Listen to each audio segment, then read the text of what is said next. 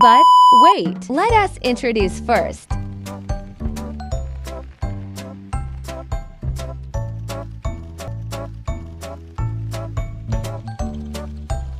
Now, let us proceed. Perform preventive maintenance. Preventive maintenance is crucial for keeping equipment running smoothly and avoiding costly breakdowns. It involves regularly inspecting, cleaning, and servicing machinery to identify potential problems before they escalate. Objectives: A. Explain the different farm tools and EQUIPMENTB. Perform how to sharpen and clean the different farm tools. C. Value the importance of farm tools and equipment. The purpose of preventive maintenance for tools and equipment is to proactively extend their lifespan, optimize performance, and ensure a safe working environment. By regularly inspecting, cleaning, lubricating, and performing minor repairs, potential issues are identified and addressed before they escalate into major breakdowns or safety hazards. This proactive approach prevents costly downtime, reduces repair expenses, and promotes a more efficient and reliable operation for businesses and individuals. Tools. A whetstone, also known as a sharpening stone, is a tool used for sharpening knives and other cutting tools by removing material from their edges. It consists of an abrasive stone that, when used correctly, creates a new, sharp edge. Sandpaper is a sheet of paper coated with abrasive material, typically made of sand, aluminum oxide, or silicon carbide. It comes in various grades ranging from coarse for heavy-duty, sanding to fine for polishing, and is used to smooth surfaces, remove imperfections, and shape materials. Enter text. A brush is a tool with bristles, usually made of natural or synthetic materials, attached to a handle. Brushes are used for a variety of purposes, including cleaning, painting, grooming, and applying cosmetics. A steel wool brush is a type of brush that uses fine, interwoven strands of steel wool as its bristles. These brushes are commonly used for cleaning and polishing metal surfaces, as the steel wool can effectively remove rust, oxidation, and other imperfections. A bench vise is a sturdy clamping tool that is typically mounted to a workbench. It consists of two jaws that can be tightened together to securely hold a workpiece in place, allowing for tasks like drilling, sawing, or shaping. Oil is a viscous liquid that is naturally occurring, composed primarily of hydrocarbons. Oils are typically hydrophobic, meaning they don't mix with water, and they can be used for various purposes, including cooking, lubrication, and fuel.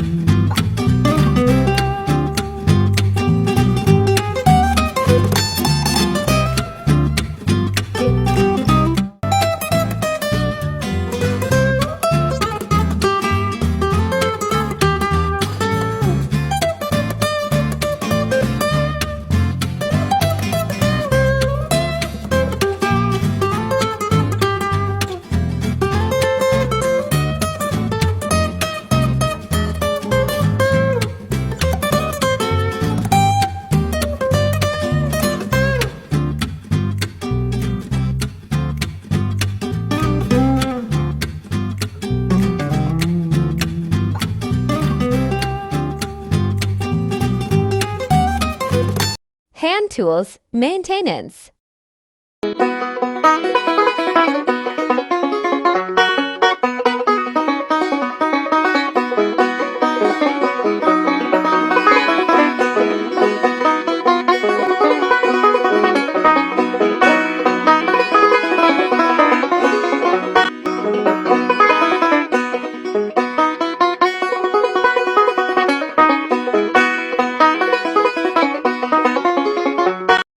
sharpening of different tools, video presentation.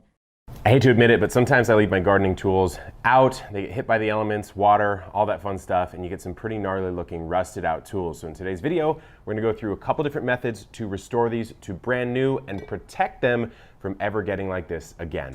Kevin Espiritu here from Epic Gardening, where it's my goal to help you grow a greener thumb, and part of that is buying really high quality tools and then actually taking care of them, which I did not do in this case. This one's looking really rough, and these just need a little bit of a polish. So we're gonna go through a baking soda and water method, as well as a vinegar and salt method, and then at the end of the video, I will show you how to properly oil them up and protect them. So without further ado, cultivate that like button for Epic working garden tools. This one doesn't even come undone anymore, and let's get into the video. We're gonna go with the salt and vinegar method first, but this one, you don't have to do this. This one's so bad that I'm actually gonna deconstruct it so we can get to every surface. So this one, fortunately, just comes off very easily with this right here. This slides right out, and then we just pop the screw or the spring out. Or you could just do it like that, honestly, probably is fine. Got my tool. The first thing we're gonna do is a vinegar and salt and water mixture. So I have concentrated vinegar here. This needs to be diluted down to normal vinegar. It's just a little more cost effective to buy it that way. So I have some water, and then I also have some standard salt here. What you wanna do is roughly a 16:1 vinegar to salt ratio. You don't have to be too specific here, it'll still work. So what I'm gonna do is I've got my water here. This needs to be diluted down to 60:1, but again, just buy white vinegar if you don't want to deal with that. So I'm gonna mix that in. It's got a nice smell to it. All right, our water mixture is complete. I'm gonna put it in this shallow bowl here. Just need enough to cover it, nothing too crazy here. And then I'm gonna add in my salt, roughly 16:1, and we'll mix it in. That should be good. We can mix it in with this because it's going in there anyways. This is the longer acting process, so we need to leave it in here for at least half a day or so, if not a little bit longer. So I'm just gonna submerge, we'll toss these in as well, and you can already see some rust starting to come right off of that. But boom, we'll leave it in there for now, and I'll be back in about 12 hours to check on this one. Our really rusty tools are cooking away for at least 12 hours. You can go even longer, up to about 3 days or so for super rusty tools. But if you have something like this that just needs a little bit of a tune-up, then what you can do is take baking soda and water, form a paste, spread the paste on top of the metal surfaces, leave it for about half hour or so, and then just hit it with some steel wool. Nothing too crazy here, just grab some, spread it all over. Make sure you get nice coating. And you're good to go. While we're waiting, let's just see what happens if we hit this with steel wool without doing anything else, just to get some of the exterior rust off. And that's gonna work pretty well if you just have surface rust and you wanna hit it up with some coarse steel wool. It takes most of it off. So for some really light rust, this might be the play. Flip it over. But here's a little more serious area that we probably would have wanted to treat the other way. But again, this can be part of your stack of cleaning up your tools, is hitting it with that steel wool before, then do your treatment, and then also do it after, before you put on your protective coating, which we're gonna get to a little bit later on.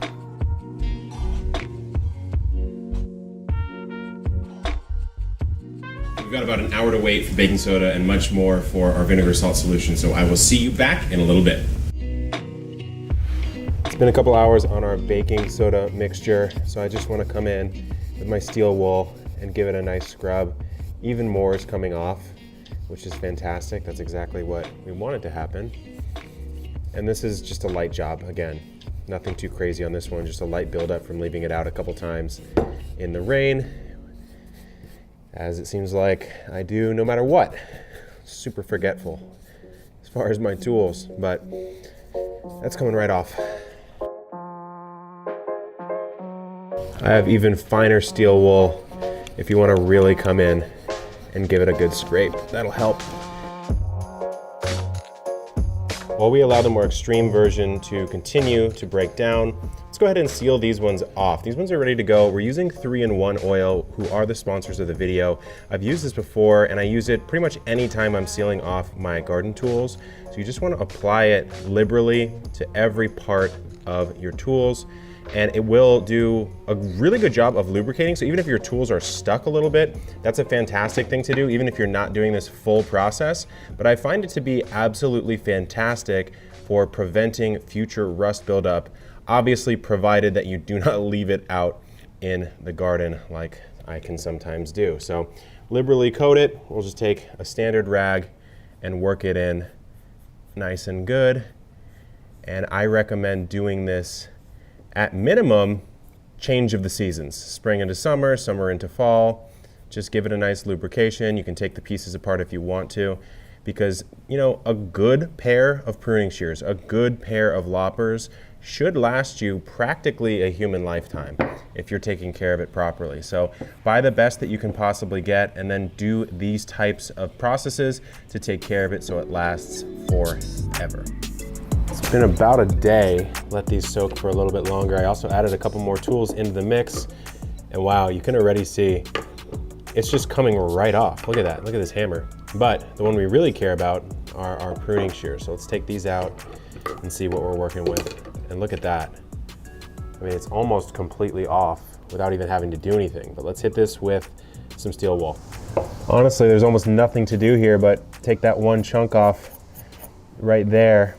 Try to stay away from the cutting edge if possible. Let's give this a light scrub down, and eventually I'll hit it with the finer steel wool as well. Even the other side, just ate it right off, and that was only about 24 hours. So if you have a heavy rust job, you can go even harder than that. Shouldn't really need to. There is one final step we need to do though before we lubricate this with 3-in-1 oil. Believe it or not, we actually are going to throw it back in water. Look at that. Look what came right off of that. That's crazy. And we're also going to add some baking soda because we want to neutralize it just a little bit. So about 2 tablespoons of baking soda. Start foaming it right up. We don't want any lingering vinegar salt mixture in there, so we're just going to mix this in to neutralize. Not for too long, just a few minutes or so. Again, once the surface is nice and dry, it's a good idea to apply your oil. You don't want to apply it while it's wet. So I'm going to get every surface on both sides, as well as the nut and bolt that we took off. Be pretty liberal here, honestly. Just really work it in there. It's nice as we're getting underneath some of the construction, so it's going to stay protected on every single surface. I used to not, honestly, take care of my tools that well. As you can see by the one that I showed you, this is the one at the beginning of the video. It did not look that great, but the more you invest in a tool, the more it makes sense to take care of it, and the better that tool is. So it's a double whammy of value. You pretty much buy something once and never buy it again. And this thing was looking in rough shape before. Now it looks honestly awesome. Like, I'm really excited to see how this cuts as soon as I'm done with this.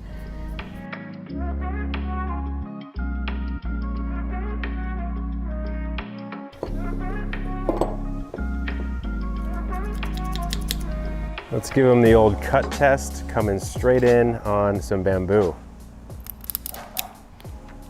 Easy. Back in business. 2 different ways to bring your tools back to life. Buy quality and then preserve it for as long as possible. Remember, you got that baking soda and water paste that you can then use as a scrub for the simpler projects, and then for the more serious ones like this guy who is in rough shape, it's vinegar and salt at a 16:1 ratio. About 12 hours or so, maybe up to 3 days for the seriously rusty projects, and then just scrape it off, hit it with some 3-in-1 oil as a lubricant and protectant, and you're good to go. So thanks to 3-in-1 for sponsoring the video, and until next time, good luck in the garden and keep on growing. Preventive maintenance is crucial for keeping equipment running smoothly and avoiding costly breakdowns. It involves regularly inspecting, cleaning, and servicing machinery to identify potential problems before they escalate. This proactive approach helps extend the lifespan of equipment, reduces downtime, and improves overall efficiency. During preventive maintenance, technicians perform tasks like lubricating moving parts, checking fluid levels, replacing worn components, and testing safety systems. By adhering to a scheduled maintenance plan, businesses can minimize unexpected repairs, ensure safety, and maintain optimal performance of their assets.